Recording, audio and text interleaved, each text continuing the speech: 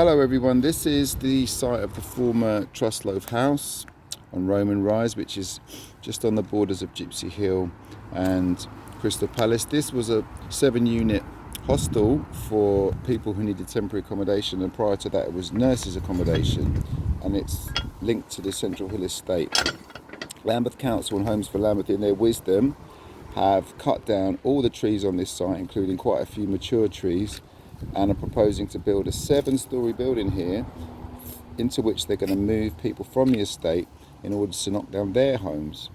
And this is environmentally catastrophic. If you look at the embodied carbon in buildings such as this, if you read The Uninhabitable Earth by David Wallace Wells, he will explain that cement is one of the biggest production causes of CO2 in the world. If cement production was a country, it'd be the 3rd biggest emitter just on its own.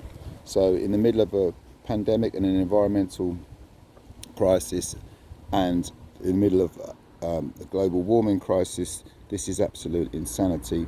Lambeth Council and Homes for Lambeth aren't listening to residents. Residents are stressed and miserable because they're being displaced and their homes are being replaced with 60% private housing at 3 times the density. They're basically just engaging in a huge land grab, and they see council estates in London as real estate. The only problem with that is that it's extremely expensive to knock down people's homes and rebuild them, and they're gambling on the real estate market with our money, £1.9 billion of it. This project probably won't even be finished, if it ever is completed, for the next 25 to 30 years. And if anything in Lambeth goes wrong to the same extent it did in Croydon, then the council will probably bankrupt itself in the process. So this is Lambeth and Homes for Lambeth's response to the global warming crisis that we're experiencing at the moment.